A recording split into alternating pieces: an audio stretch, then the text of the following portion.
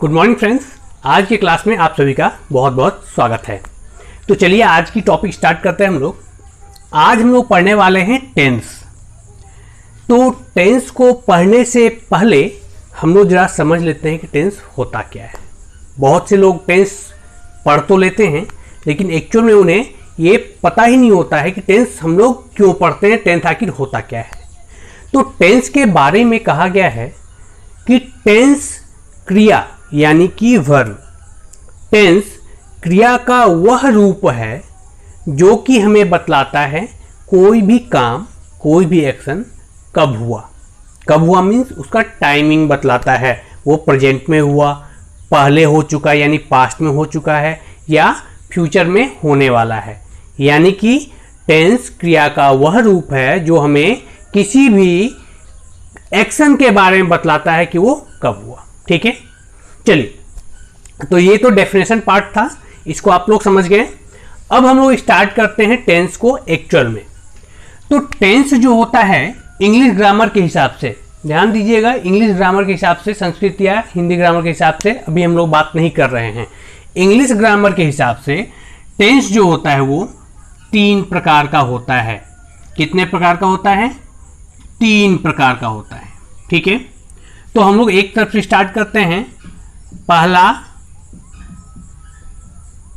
Future tense, इसके नीचे tense लगा देना है। दूसरा प्रेजेंट टेंस और तीसरा पास्ट टेंस। ठीक है, यानी कि टेंस को मेनली 3 भागों में बांटा गया है। पहला फ्यूचर टेंस, दूसरा प्रेजेंट टेंस और तीसरा पास्ट टेंस। ठीक है, चलिए अब हम लोग इसके और भी पार्ट्स होते हैं, वो भी हम लोग जरा सा एक संक्षिप्त में छोटा छोटा करके डिस्कस कर लेते हैं और बाद में आगे आने वाले वीडियोज में हम लोग उसको एक एक टेंस के स्ट्रक्चर को डिटेल में जानेंगे।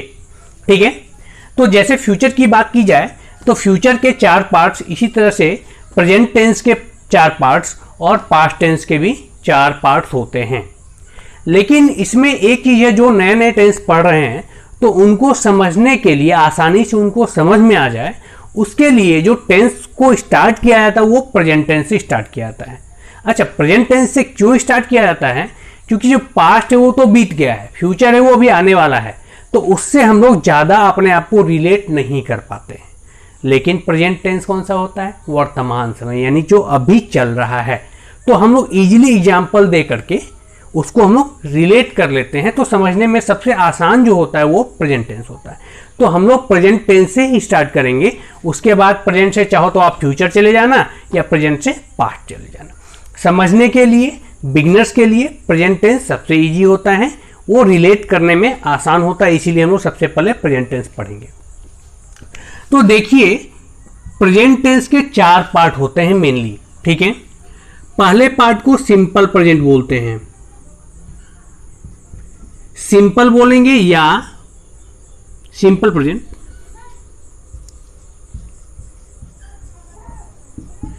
या प्रेजेंट इंडेफिनिट।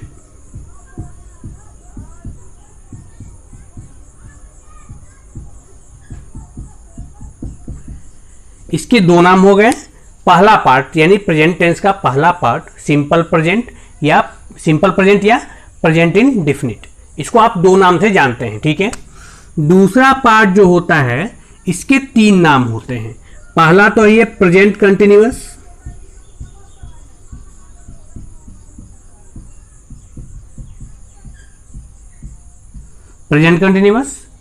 दूसरा इसका नाम है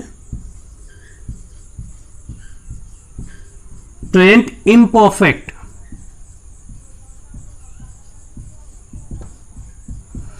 और एक इसका तीसरा भी नेम है, उसको कहते हैं प्रेजेंट प्रोग्रेसिव।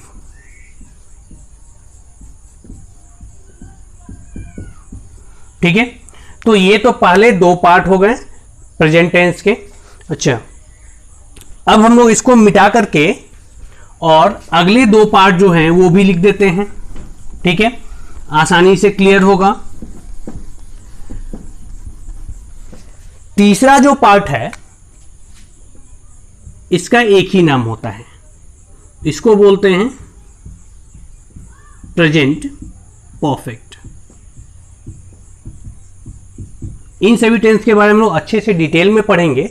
अभी फिलहाल जो है इसके नेम्स पहले जान लेते हैं हम लोग। और लास्ट वन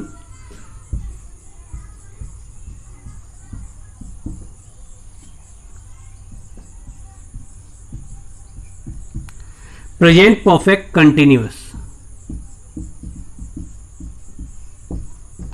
अच्छा देखो, आप प्रेजेंट परफेक्ट तो लिख लो, कंटिन्यूअस के बदले में आप इम्परफेक्ट भी लिख सकते हो। यानी कि इसको हम लोग ऐसे पढ़ेंगे, प्रेजेंट परफेक्ट कंटिन्यूअस भी बोल सकते हैं, एक नाम हो गया। दूसरा नाम इसी का प्रेजेंट परफेक्ट इम्परफेक्ट हो गया। और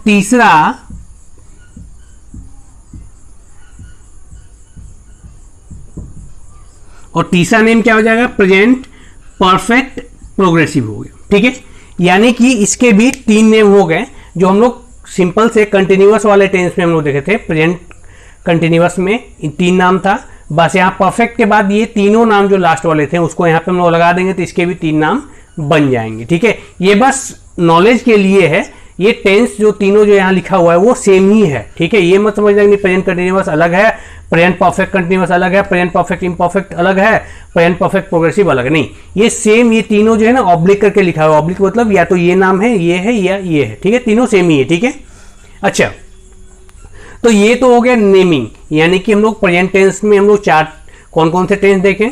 सिंपल प्रेजेंट देखे हमने, ठीक है, यानी प्रेजेंट इंडेफिनिट उसको बोलते हैं।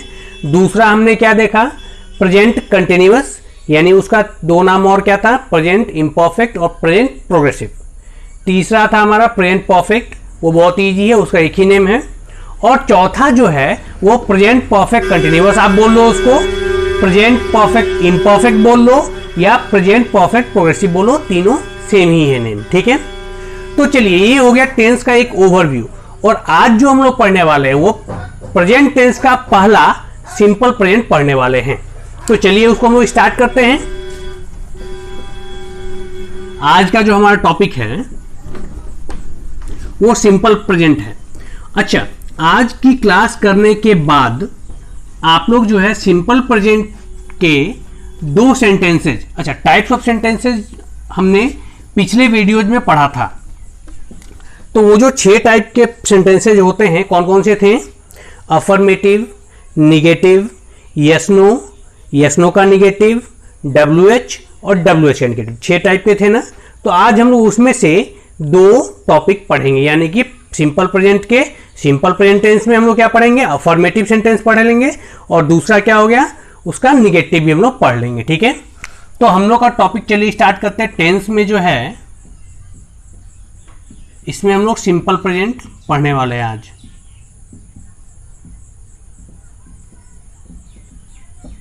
सिंपल प्रेजेंट पढ़ने वाले हैं, या इसके एक और नाम है प्रेजेंट इंडेफिनिट लिख देते हैं, इंडेफिनिट।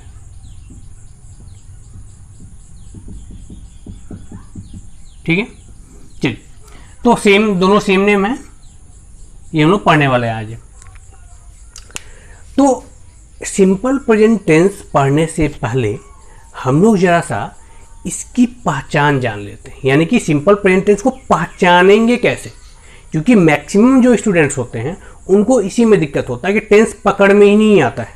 ठीक है, तो उसके लिए मैं यहाँ पे 2-4 एग्जाम्पल लिख देता हूँ। ठीक है, उसको आप समझना, अच्छे से ध्यान से पढ़ना। ठीक है, सिंपल सेंटेंस जो बचपन से लोग पढ़ते हैं वह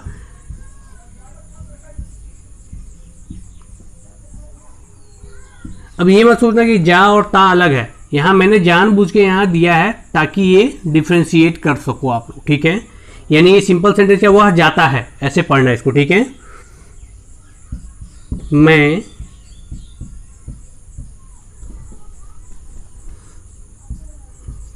गाता हूं, ये दोनों सेम ही है, लेकिन मैं इसको लिख देता हूं ताकि आप लोग को अच्छे से समझ में आएगा।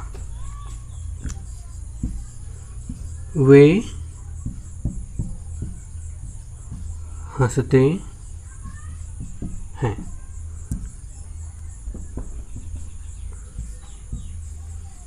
वे हंसते हैं, ठीक है। तो चलिए इस सेंटेंस में हम लोग एक चीज देखेंगे कि इसमें कॉमन क्या है, ता है, ता हूं, ते हैं। यानी कि अगर सिंपल प्रेजेंट टेंस के हिंदी पहचान के बारे में बोला जाए तो मुख्य क्रिया क्या होता है, मेन वर्ब, ठीक है। जैसे खाना, उठना, बैठना, सोना, तो मुख्य क्रिया के अंत में, लास्ट में, ठीक है, क्या लगा रहता है, ता है, ती है, ते हैं, ती हूं, ते हैं। ये सारे यानी ता, ते, ती, हैं के साथ जुड़ा हुआ रहता है। यानी कि ये सिंपल प्रेजेंट टेंस का पहचान हो गया हिंदी में, ठीक है। अच्छा, तो हम लोग यहां देख रहे हैं इसमें ता है, ठीक है, ता हूं, ते हैं। अच्छा, ये ध्यान देना इसमें सिर्फ ता, ते, ती यही नहीं लगा, तो उसके साथ है भी होना जरूरी है।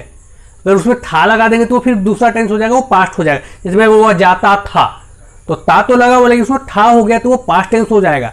तो यहां कंफ्यूज नहीं करना है भी साथ में जरूरी है या हूं, जो कि प्रेजेंट टेंस का सूचक होता है, ठीक है। तो ये तो एग्जांपल्स हो गए हिंदी में हम लोग पहचान इसका जान लिए कि मुख्य क्रिया के अंत में, मुख्य क्रिया मतलब जैसे हंसना, खाना, उठना, बैठना, ठीक है।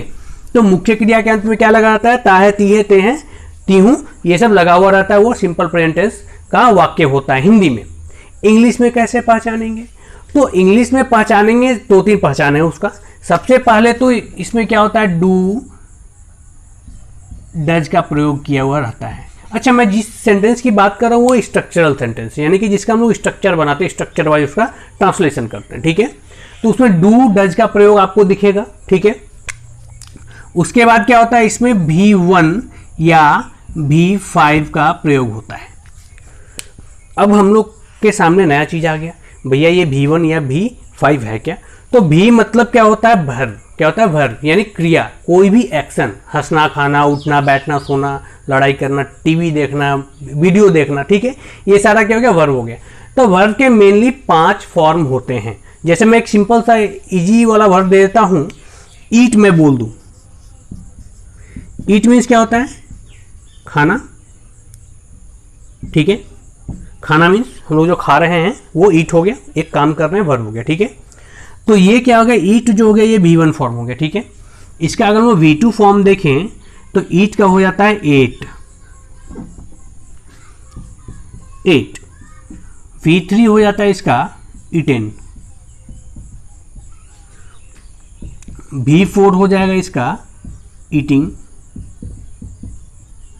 और V5 क्या हो जाएगा, eats, ठीक है। तो इसमें हम लोग को जो है ना, ये सारे जो भी फॉर्म है, यानी कि V2, V3, V4, ये फॉर्म वर्ब के देखने को नहीं मिलते हैं। सिंपल प्रेजेंट टेंस में V2, V3, V4 देखने को नहीं मिलते हैं, सिर्फ V1 मिलेगा, नहीं तो V5 मिलेगा। इसमें तो कोई दिक्कत नहीं है। अब प्रॉब्लम कहां आता है कि भैया हम पहचानेंगे कैसे कि ये V1 फॉर्म है या V5 फॉर्म है या V2 है, V3, V4 है। तो इसके लिए आपको किसी भी ग्रामर बुक में वो वर्ब के फॉर्म्स आपको मिल जाएंगे, आप उसको लर्न कर लेना, ठीक है। ये लर्न करने वाला ही चीज है, उसके अलावा इसका दूसरा कोई उपाय नहीं है, ठीक है। आपको लर्न करना पड़ेगा, तो आप लर्न कर लोगे तो इसमें छोटा सा टॉपिक है, इजी टॉपिक है, बस याद करना है, बाकी उसमें कोई दिक्कत स्पेशली आता नहीं है। वैसे अभी के लिए मैं बतला देता हूं कि जो भी हम लोग वर्ड मीनिंग याद करते हैं, जैसे जाने का इंग्लिश वो हमने याद किया, या आने का कम याद किया, ठीक है, हंसने का लाफ याद किया, ये सारा V1 होता है। क्या होता है, V1, यानी वर्ड मीनिंग में जो भी हम लोग वर्ब के हिंदी मीनिंग याद करते हैं ना, वो V1 कहलाता है, ठीक है। वो वर्ब का पहला फॉर्म होता है। और उसमें हम लोग वर्ब 1 में हम लोग कभी ES जोड़ देते हैं या कभी IES जोड़ देते हैं, ठीक है, या कभी सिर्फ S जोड़ देते हैं। तो वो क्या बन जाता है, वर्ब का 5वां फॉर्म बन जाता है, ठीक है, वर्ब का 5वां फॉर्म बन जाता है। जैसे हम लोग एक एग्जांपल दें, ईट हमने देखा, तो ईट में क्या होता है, S जोड़ देंगे यहाँ पे, ठीक है। तो क्या हमने जोड़ दिया, प्लस में S जोड़ दिया, तो क्या बन गया, ईट्स बन गया। तो ये क्या हो गया, वर्ब का 5वां फॉर्म हो गया, यानी कि ईट का V5 बन गया, अभी हमने देखा था, ठीक है। हम लोग एक एग्जाम्पल लेते हैं गो का। गो मीन जाना होता है, तो इसमें हम लोग क्या करते हैं, ई एस जोड़ देते हैं। किसको जोड़ते हैं, ई एस जोड़ देते हैं। तो गो में ई एस जोड़ा हमने तो क्या बन गया, गोज बन गया। ये भी इसका V5 है। चलिए, तो इन दोनों के एग्जाम्पल देख लिए भैया, तो IES का भी एग्जाम्पल देख ही लेते हैं। मान लो हमने देखा स्टडी, स्टडी में से अध्ययन करना, इसमें हमने IES जोड़ दिया। ध्यान देना कि जब हम लोग IES जोड़ेंगे तो ये जो Y है वो हटा देंगे, ठीक है। तो ये बन जाएगा स्टडीज, स्टडीज, ठीक है। तो ये क्या हो गया, V5 हो गया, वर्ब 5 इसका हो गया। तो ये एग्जाम्पल है। वैसे आप इसको अच्छे से लर्न कर लेना, तो ये इसमें कोई ज़्यादा डिफिकल्टी नहीं होने वाला कि वर्ब 1 कौन है और वर्ब 5 कौन है, ठीक है। चलिए आगे चलते हैं, आगे हम लोग बढ़ते हैं। तो आज जो हम लोग पढ़ने वाले हैं वो सिंपल प्रेजेंट टेंस के पहले 2 सेंटेंसेस पढ़ने वाले हैं हम लोग। तो सिंपल प्रेजेंट टेंस में पहले 2 जो सेंटेंस है, पहला तो है भैया हमारा अफर्मेटिव सेंटेंस,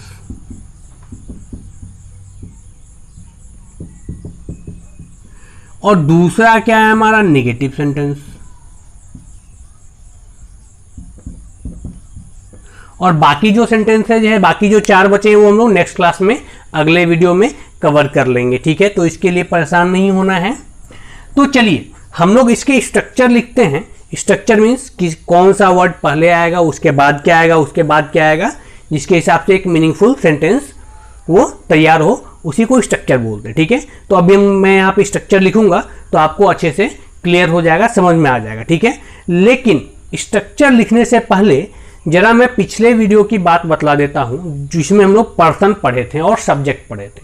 तो सब्जेक्ट क्या होता है, जो किसी काम को करता है, ठीक है, यानी कि काम को करने वाला कर्ता कहलाता है, या इंग्लिश में उसको सब्जेक्ट कहते हैं, ठीक है। अच्छा, दूसरा हमने क्या पढ़ा था ये तो हम लोग अफर्मेटिव सेंटेंस है, ठीक है, ये नेगेटिव सेंटेंस हो गया।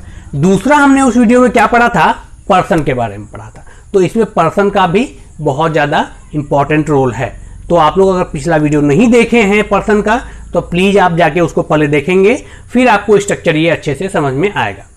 तो पर्सन में हमने क्या देखा था, एक ओवरव्यू कर लेते हैं। फर्स्ट पर्सन देखा था, पर्सन 3 प्रकार के, फर्स्ट पर्सन जो कि स्पीकर होता है, सेकंड पर्सन जो कि लिसनर होता है, और थर्ड पर्सन जिसके बारे में बात की जाती है, ठीक है।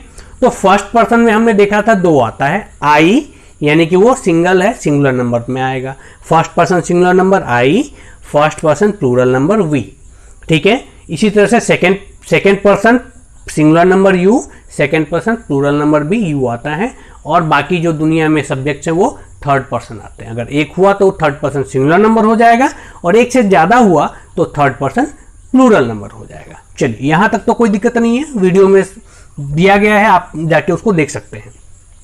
चलिए, तो अफर्मेटिव सेंटेंस जो है उसका स्ट्रक्चर सबसे पहले मैं लिखता हूं, ठीक है। ये SUB है, ये SUB मीन सब्जेक्ट, शॉर्ट में सब्जेक्ट को SUB लिख दिया मैंने, ठीक है। सब्जेक्ट प्लस अब आया मेरा V1 ऑब्लिक V5, यानी कि सब्जेक्ट के साथ या तो V1 लगेगा नहीं तो V5 लगेगा। और उसके बाद क्या है, ये डॉट डॉट डॉट डॉट कर देते हैं बाकी, यानी कि सबसे पहले हमें सब्जेक्ट लिखना है, उसके बाद वर्ब लगाना है, और उसके बाद जो भी सेंटेंस है जो है उसको हमें यहाँ पे लगाना है, ठीक है। तो वो कैसे लगेगा, क्या लगेगा, उसको हम लोग अच्छे से अभी समझेंगे, डिटेल में समझेंगे, ठीक है। तो सबसे पहले ये समझते हैं कि V1 और ऑब्लिक V5 जो है, तो भैया किस सब्जेक्ट के साथ V1 लगाएंगे और किस सब्जेक्ट के साथ V5 लगाएंगे, ये समझना बहुत जरूरी है, ठीक है। तो उसको समझने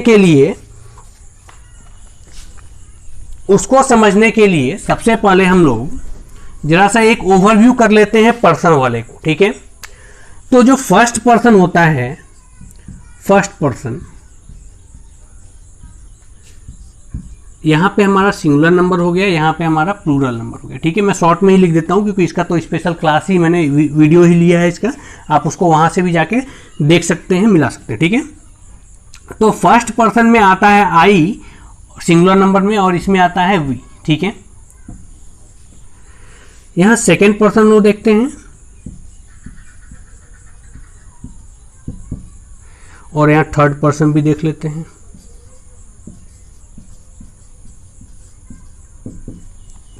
चलिए, तो फर्स्ट पर्सन के साथ हमेशा V1 का प्रयोग होता है। किसका प्रयोग होता है? भर वन, यानी कि I के साथ हमेशा भर वन का प्रयोग होगा, उसके साथ V5 का प्रयोग नहीं होता है। ठीक है, सेम केस क्या है, V1 इसके साथ भी प्रयोग होता है, यानी कि first person plural number V के साथ भी V1 का प्रयोग होगा। अच्छा, सेकेंड पर्सन क्या आता है? U आता है, इसके साथ भी भर वन, यानी कि उसका पहला फॉर्म यूज होता है, इसके साथ भी प्लूरल नंबर में भी U आता है, इसके साथ भी V1 होगा। और यहाँ जो थर्ड पर्सन में जो भी चीजें आएंगी, थर्ड पर्सन में ही, सी, इट, जो भी सिंगुलर नंबर होगा थर्ड पर्सन, सबके साथ क्या होगा? यहाँ पे प्रयोग होगा V5। बड़ा सा मैं लिख दे रहा हूं, यहाँ पे कंफ्यूजन नहीं होना चाहिए। ठीक है, और ये थर्ड पर्सन प्लूरल नंबर क्या हो गया? यहाँ पे दे हो गया, इसके दे और भी आते हैं जो भी प्लूरल होंगे subject, third person plural number में आएंगे, तो इसके साथ भी V1 का प्रयोग होता है। तो इस चार्ट को आसानी से समझने के लिए सिंपल सा आप बस इसको याद रखो, ये वाला जो दिख रहा है ना, ये थर्ड पर्सन सिंगुलर नंबर, बस इसको याद रखना है कि इसमें V5 का प्रयोग होता है, इसमें बस V5 का प्रयोग होता है। बाकी जो भी जितने भी सब्जेक्ट्स आएंगे, चाहे वो थर्ड पर्सन प्लूरल हो, चाहे फर्स्ट पर्सन सेकंड पर्सन हो, सबके साथ V1 का प्रयोग होगा। तो बस इसको याद रख लो भैया कि भैया थर्ड पर्सन सिंगुलर नंबर में बस V5 का प्रयोग होता है, बाकी जो भी आएगा उसमें हम लोग वर्ब को एज इट इज V1 में प्रयोग कर लेंगे, इसमें तो कोई दिक्कत नहीं है। चलिए, तो इस चार्ट को यहीं रन देते हैं और हम लोग इस पे एग्जाम्पल थोड़ा सा देखते हैं कि ये बनता कैसे है स्ट्रक्चर के हिसाब से। ठीक है, थोड़ा सा जगह बना लेते हैं यहाँ पे। चलिए, तो मैंने पहचान बतलाया था कि ताहे, तीहे, तेहे लगा रहता था। हम लोग दो एग्जाम्पल ले लेते हैं। वह जाति है, ध्यान से समझना इसको। ठीक है, और एक और ले लेता हूं कि वे लोग वे बाजार जाते हैं। ठीक है,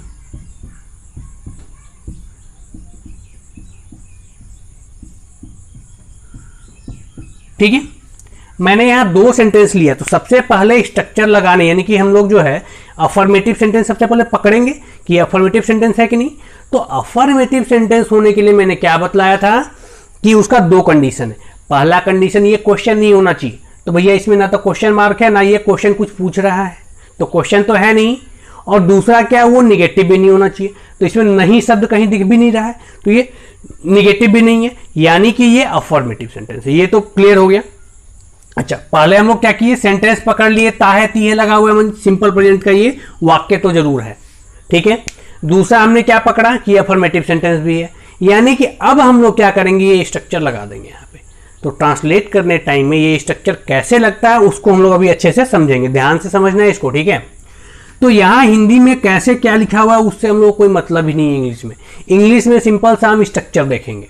स्ट्रक्चर में सबसे पहले भैया क्या बोला, चलो पहला वाला हम लोग जो सेंटेंस देखते हैं उसको हम लोग ट्रांसलेट करते हैं स्ट्रक्चर के हिसाब से, देखते कैसे होता है। ठीक है, तो ध्यान से देखिएगा यहाँ पे। तो सबसे पहले स्ट्रक्चर में हमें बोल रहा है कि सब्जेक्ट को आप लिखिए। भैया सब्जेक्ट को लिखिए, तो सब्जेक्ट मेरा क्या है, इसमें वह जाती है। अगेन सब्जेक्ट पकड़ना पड़ेगा, वर्ब पकड़ो, जाने का काम हो रहा है, वह जाती है मीन्स एक लड़की है जो जा रही है। काम क्या कर रही है, जाने का काम कर रही है। तो भैया हम लोग सब्जेक्ट कैसे पकड़ते हैं, काम से ही पूछ लेते हैं, कौन कर रहा है भैया तुमको। तो जाने का काम कौन कर रहा है, आंसर आएगा वह कर रही है। कौन कर रहा है, वह कर रही है। तो वह तो मेरा सब्जेक्ट हो गया ना, ये मेरा सब्जेक्ट हो गया यहाँ पे। तो वह का इंग्लिश क्या होता है, वह का इंग्लिश होता है सी। अच्छा, ही भी होता है लेकिन वो लड़के के लिए, यहाँ पे ये टी है लगा हुआ है, मतलब लड़की है। तो क्या हो जाएगा, सबसे पहले हमें क्या लिखना था, सब्जेक्ट। सब्जेक्ट हमने पकड़ा, वह सब्जेक्ट पकड़ लिया हमने, और वह का इंग्लिश क्या लिख दिया, सी। एक काम तो खत्म हो गया। अब भैया हम सबसे पहले जैसे हमने सब्जेक्ट को पता किया, अब पहले सोचेंगे भैया वो कौन सा पर्सन कौन सा नंबर आएगा। क्या करेंगे, सबसे पहले हम लोग सब्जेक्ट को पकड़ लेंगे। सब्जेक्ट को हमने यहाँ लिख दिया। अब सब्जेक्ट को लिखने के बाद सब्जेक्ट को इस चार्ट में ढूंढेंगे, भैया कहाँ आया। तो देखो तो कहीं फर्स्ट पर्सन में सी दिख रहा है क्या, नहीं दिख रहा है। सेकेंड पर्सन में दिख रहा है क्या, नहीं दिख रहा है। तो मतलब हम एज्यूम कर लेंगे वो थर्ड पर्सन है। अब थर्ड पर्सन में भी दो होता है, सिंगुलर नंबर प्लूरल नंबर। तो भैया कैसे पकड़ेंगे कि सिंगुलर है कि प्लूरल है? सिंपल सा बात, सिंगुलर मतलब अगर अकेली होगी तो सिंगुलर नंबर, एक से ज्यादा होगी प्लूरल नंबर। तो सी मीन्स वह तो अकेली है भैया, तो वो क्या आ गया? थर्ड पर्सन सिंगुलर नंबर में आ गया। यहां तक तो कोई दिक्कत नहीं है, तो ये थर्ड पर्सन सिंगुलर नंबर आ गया। चलिए अब हम क्या देख रहे हैं कि भैया इसके साथ तो V5 लगता है, यानी कि सी यहां पर दिख रहा है, उसके साथ V5 लगता है। ठीक है, अब हम लोग अगेन यहां आते हैं, सब्जेक्ट हमने लिख दिया, लफड़ा तो यहीं पे था ना, वर्ब 1 लगेगा कि V5 लगेगा, तो प्रॉब्लम हम लोग का सॉल्व हो गया। क्यों? क्योंकि हमने सब्जेक्ट पकड़ लिया कि वो थर्ड पर्सन है, उसके साथ V5 लगेगा। V5 लगेगा मतलब क्या हो गया? वर्ब क्या है यहाँ पे? जाना, यही तो वर्ब है। तो वर्ब जाना का इंग्लिश क्या होता है? गो होता है। गो का V5 क्या होता है? अभी हमने बनाया था, गो का ES लगा दीजिए, गोज बन जाएगा। ठीक है, तो क्या बन जाएगा? इसके साथ V5 का प्रयोग होगा, सब्जेक्ट लिख दिया हमने और गोज लगा दिया यहाँ पे, बाकी तो और कुछ है नहीं, वह लिख दिया, जाती है का गोज हो गया, तो सी गोज, और कुछ तो बचा ही नहीं है यहाँ पे। यहां तक समझ में आया? इसमें कोई दिक्कत नहीं होना चाहिए। अगर मान लो यहीं पे मैं लगा दूं कि वह बाजार जाती है, वह जैसे, चलो दूसरा एग्जांपल देखते तो इससे क्लियर हो जाएगा कि ये डॉट डॉट डॉट जो है वो है क्या एक्चुअल में। ठीक है, इसमें तो भैया सिर्फ सब्जेक्ट था और वर्ब था, तो उसका हमने बना दिया सी गोज, वह जाती है, सी गोज बन गया हमारा। ठीक है, अच्छा इसको मिटा देते थोड़ा सा, तो दूसरा सेंटेंस समझने में और आसानी होगा। क्या था ये? वे बाजार जाते हैं।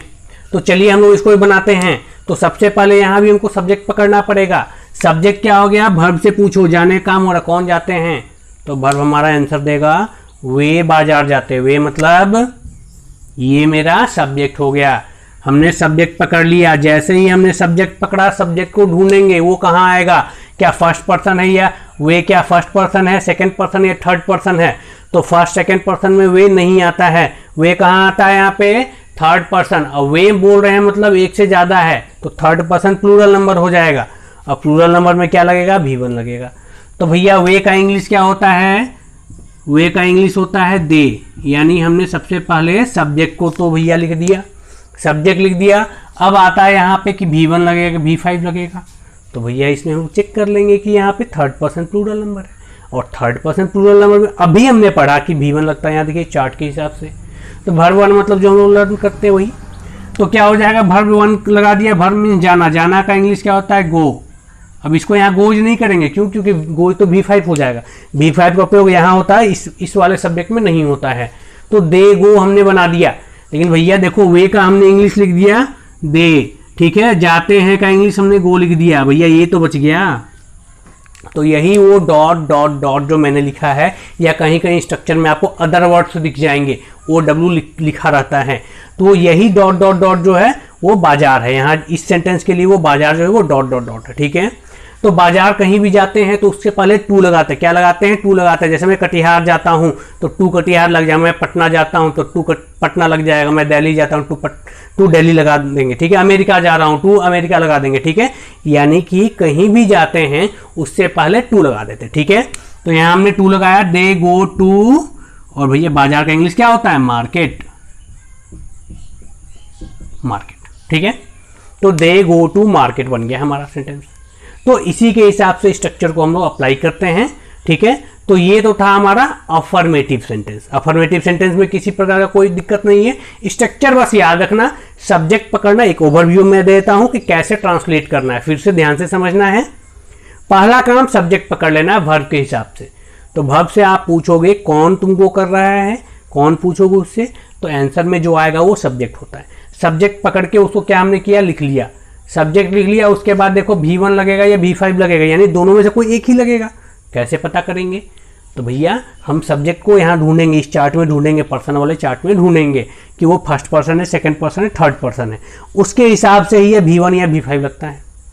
अगर V1 लगना होगा तो आप V1 वहाँ लगा देना, V5 लगना होगा तो उसमें जो जोड़ना है, S जोड़ना है, ES जोड़ना है, IES जोड़ना, वो लगा के या आप उसको लर्न कर लेना, ठीक है।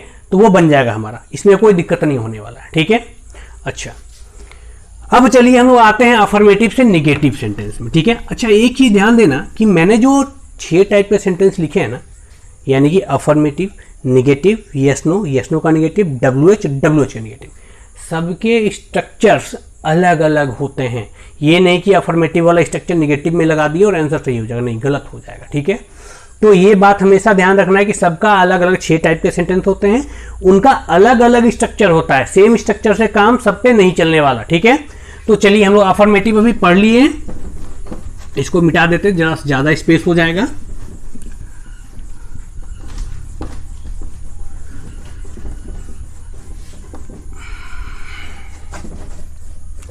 तो अभी हमने क्या देखा, अफर्मेटिव सेंटेंस का एग्जाम्पल देख लिया, अफर्मेटिव सेंटेंस कैसे बनाते वो देखा। आज के टॉपिक का लास्ट जो है वो हम लोग पढ़ने वाले दूसरा सेंटेंस। ठीक है, तो ये नेगेटिव है, नेगेटिव। इसको अच्छे से ध्यान से समझना क्योंकि बहुत ही कंफ्यूजिंग है। सबसे पहले तो इसमें क्या होता है, सब्जेक्ट लिखना होता है, डू या डज लिखना होता है। अब इसमें डू डज का प्रयोग होता है वो भी बतलाऊंगा, कहाँ डू लगता है कहाँ डज लगता है। फिर नॉट लगता है, प्लस V1 लगेगा, प्लस डॉट डॉट डॉट लगता है। ठीक है, स्ट्रक्चर एक बार मैं फिर से पढ़ दे रहा हूँ। सबसे पहले हमें सब्जेक्ट लिखना है, उसके बाद डू या डज लगेगा, दोनों में से कोई एक लगेगा, उसके बाद नॉट लगाना है, फिर वर्ब का सिर्फ वन पहला फॉर्म वर्ब 1, V5 का प्रयोग यहाँ नहीं होता है, और उसके बाद जो भी अदर वर्ड्स है सेंटेंस में वो हमें लगा देने हैं। तो चलिए हम लोग नेगेटिव सेंटेंस के 2-3 एग्जाम्पल देख लेते हैं, अच्छे से क्लियर हो जाएगा।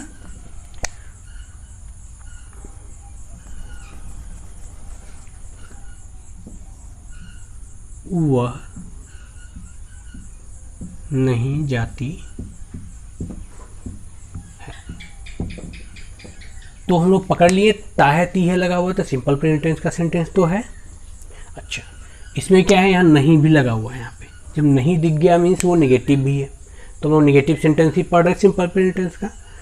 अब चलिए हम लोग इसको कैसे करते हैं, तो इसको बनाने से पहले तो भैया ये तो पढ़ लें कि डू लगता है और डज लगता है कहाँ कहाँ। ठीक है, तो देखिए अगेन इसी चार्ट में सब में डू लगेगा, सब में। ठीक है, सब में डू लगेगा, एक को छोड़ के। ये देखो यहां जो है ना, ये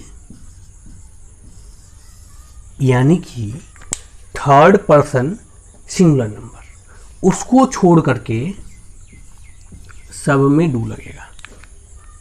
जैसे भरवन की बात की जाए तो सब में भरवन लग रहा था ना, इसमें से B5 लग रहा था, तो उसी तरह से सब में क्या लगेगा, डू लगेगा, डू लगेगा, सब में डू लगेगा, इसको छोड़ के। यानी कि थर्ड, ऐसे सारे सब्जेक्ट जो थर्ड पर्सन के हों और सिंगुलर नंबर हो उसके साथ क्या लग जाएगा, डज लगेगा। बाकी सबके साथ क्या लगने वाला है, सबके साथ डू लगेगा। ठीक है, इसमें तो कोई दिक्कत नहीं है। तो अगेन हमें क्या करना है, सबसे पहले यहाँ सब्जेक्ट डालना है, स्ट्रक्चर के हिसाब से सबसे पहले हमें सब्जेक्ट डालना है। तो सब्जेक्ट डालने के लिए हम लोग यहाँ वर्ब पकड़ रहे हैं, वह नहीं जाती है, मीन्स जो भी है काम यहाँ जो नहीं कर रही है वो जाने का काम नहीं कर रही है, यानी वर्ब तो यही है। अब इसका कौन कर रहा है, इसको कौन कर रहा है, तो पूछ लो भैया, तो आंसर में क्या आ जाएगा, वह आ जाएगा, और वह मेरा सब्जेक्ट हो गया, वह मेरा क्या हो गया, सब्जेक्ट हो गया। चूंकि लड़की है तो सी हो जाएगा, तो हमने सबसे पहले यहाँ डाल दिया सी, यानी वर्ब का काम हमने खत्म कर लिया। अब जैसे ही हमने वर्ब लिखा उसके बाद हमें डू या डज लगाना है, डू या डज लगाना है तो भैया सी को पकड़ना पड़ेगा, वो कौन सा पर्सन कौन सा नंबर है। तो सी हमारा कहाँ है, थर्ड पर्सन सिंगुलर नंबर है। ये चार्ट आप लोग याद कर लोगे अच्छे से, फिर कंफ्यूजन ही नहीं होगा। ठीक है, तो उसके साथ तो डज लगेगा, तो हमने क्या लगा दिया यहाँ पे, डज लगा दिया, तो सी डज तो हमारा बन गया, यानी कि इसका भी काम खत्म हो गया। अब हमें क्या लगाना है, नॉट लगाना है, तो भैया नॉट लगा दो यहाँ पे, सी डज नॉट। अब क्या हमें करना है, वर्ब 1 लगाना है, तो वर्ब मीन्स यहाँ जाती है, जाना का इंग्लिश गो होता है, तो वही एज इट इज हो जाएगा, सी डज नॉट गो। ठीक है, अब यहाँ पे ये क्वेश्चन उठता है, बहुत सारे स्टूडेंट्स के मन में ये क्वेश्चन आता है, जब भी मैं भी जब स्टूडेंट था तो मेरे मन में भी आता था कि अफर्मेटिव सेंटेंस में तो सर ने पढ़ाया है कि सी के साथ V5 लग रहा है। अफर्मेटिव सेंटेंस जो अभी हमने पढ़ा उसमें सी के साथ तो V5 लग रहा था क्योंकि थर्ड पर्सन सिंगुलर नंबर है, लेकिन यहाँ पे तो भैया आप बता रहे हैं कि यहाँ V1 लगेगा। तो कुछ नहीं है, देखो यहाँ पे ये डज जो होता है ना, और यहाँ पे डज जो होता है यहाँ पे, सॉरी डज जो दिख रहा है ना वो बना कैसे वो समझ लो। उसमें ES लगा देते हैं ना, डू में ES लगा देते हैं। अच्छा ES या S लगाते हैं, जो भी लगाते हैं, तभी तो V5 बनता है। तो भैया V5 से हम लोग S या ES को निकाल लिए, तो जब निकाल लिए तो वो क्या बन गया, उसको डू में लगा दिया तो डज बन गया। ठीक है, तो इसीलिए हम लोग क्या करते हैं यहाँ पे, अब ये V5 रह ही नहीं जाता। क्यों? क्योंकि इसका ES तो निकल के डू में लग गया, जो डज बन गया है। तो या तो यहाँ ऑप्शन ही खैर नहीं है। चलो ये तो मैं ऐसे ही बतला रहा था आप लोगों को। ठीक है, मतलब कि डू जो है उसमें ये V5 का लग गया इसमें, इसलिए वो डज बन गया है। तो जब यहाँ पर डज इस्तेमाल हो ही गया है तो V5 का प्रयोग नहीं होता है। ठीक है, क्लियर हो गया। चलिए, तो सी डज नॉट गो ये तो हमारा बन गया। ठीक है, अच्छा दूसरा बनाते हैं जिसमें अदर वर्ड्स भी हो थोड़ा सा, तो इसी का बनाते हैं हम। वह बाजार नहीं जाती है, वह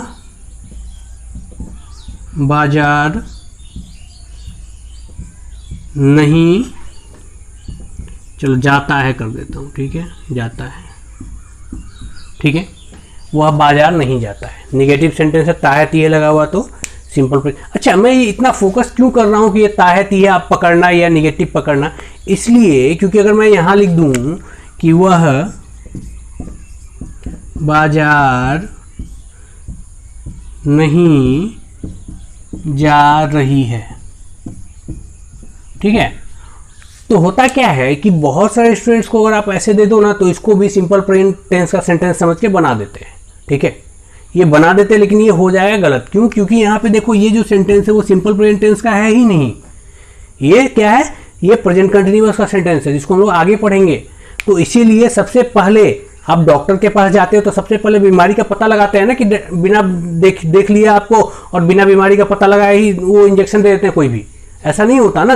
तो सबसे पहले हमें पकड़ना पड़ेगा कि वो टेंस कौन सा है, और टेंस भी पकड़ लिया तो उसमें सेंटेंस कौन सा है। जब दोनों चीज पकड़ में आ जाएगा तब हम लोग उसका स्ट्रक्चर लगाएंगे। इसीलिए मैं बार बार बोल रहा हूं कि सबसे पहले यहाँ पे टेंस आपको पकड़ना है कि ताहत ये लगा हुआ है कि नहीं है। अगर लगा हुआ है तब तो वो सेंटेंस सिंपल प्रेजेंट का होगा, अदरवाइज दूसरे टेंस का होगा। और दूसरे टेंस का होगा तो उसका स्ट्रक्चर भी अलग हो जाएगा, उसका पहचान भी अलग हो जाएगा।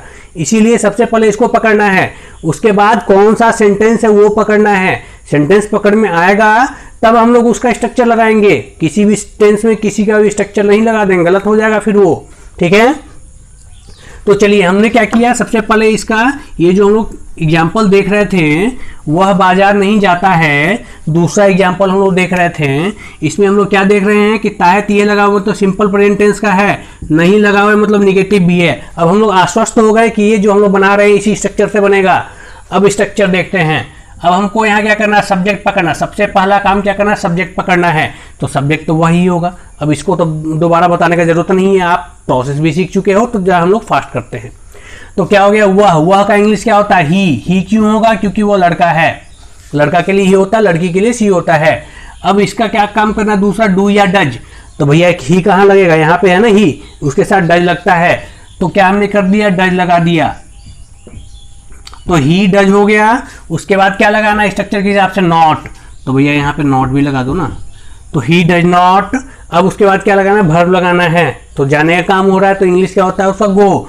तो ही डज नॉट गो। अब यहाँ पे बच क्या गया, ये भी हो गया, ये भी हो गया, ये भी बच गया बाजार। तो बाजार का इंग्लिश मार्केट होता है। कहीं जाते हैं उससे पहले टू लगा देते हैं तो क्या बन जाएगा, टू मार्केट। ठीक है, तो क्या बन जाएगा, he does not go to market. अच्छा एक चीज ध्यान देना, मैंने यहाँ डज नॉट लिखा है तो उसको हम लोग शॉर्ट फॉर्म में डजंट भी लिख सकते हैं। यानी डजंट कैसे लिखते हैं, ये। ठीक है, तो ये डजंट भी हम लोग लिख सकते हैं, he doesn't go to market, दोनों सेम है, उसमें कोई इशू नहीं है। ठीक है, तो ये आज के क्लास में हमने क्या देखा, अफर्मेटिव सेंटेंस देखा और निगेटिव सेंटेंस देखा। दो टाइप के सेंटेंस देखे, उसके स्ट्रक्चर देखे। स्ट्रक्चर में हम लोग सब्जेक्ट कैसे पहचानते हैं वो देखें। सब्जेक्ट के बाद हमने डू डज लगाना है या V1 V5 लगाना है वो भी देखा, किसके हिसाब से कैसे लगता है। तो ये बहुत ही इंपॉर्टेंट चीज़ है। अगर आपको समझ में नहीं आए तो कृपया करके इस वीडियो को फिर से आप प्ले करके, फास्ट प्ले करके देख सकते हो, स्लो प्ले करके देख सकते हो। यूट्यूब में सारा ऑप्शन देता है, अच्छे से समझ के इसको। और इसमें 2-4 एग्जाम्पल मैं दे दूंगा आप लोगों को होमवर्क से करने के लिए। आप उसको करना, कमेंट करना उसका क्या क्या आंसर होता है। ठीक है, तो मैं अफर्मेटिव निगेटिव सेंटेंस मिक्स करके दूंगा ताकि आप अपने से सोचो कि वो सेंटेंस क्या होते हैं, जो भी सेंटेंस मैंने दिया है उसका आंसर क्या होगा। पहले तो सबसे पहले आपको पकड़ना पड़ेगा कि वो सेंटेंस मैंने जो दिया है वो अफर्मेटिव है कि निगेटिव है।